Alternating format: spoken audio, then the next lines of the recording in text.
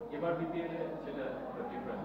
সাদা বলে খারাপ পারফরমেন্স আসে নাই, আমি তো দেখি নাই। আমি তো আল্লাহর রহমতে ভালো করছি। প্রিমিয়ার লিগে যখনই অপরচুনিটি পাইছি ভালো করছি, বিপিএলেও যখন লিমিটেড অপরচুনিটি পাইছি।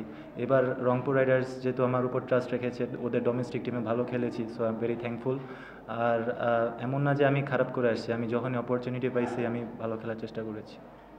সাইড একটা সময় দেখা গেছে যে হেলস যেরকম ইনিংস খেলে সে অ্যাগ্রেসিভ, সে একটু আগে থেকে চার্জ করে।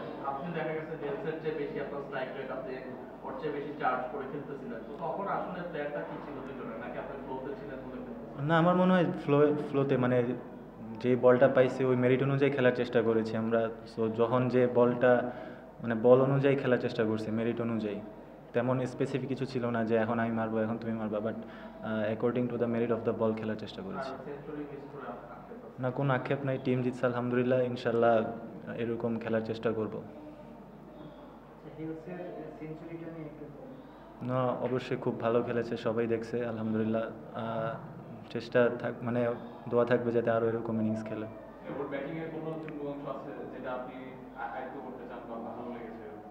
না, অবশ্যই ও মানে same according to the merit অনুযায়ী খেলার চেষ্টা করে। আর ওর রেঞ্জ হিটিং খুবই ভালো, আমরা দেখে আসছি।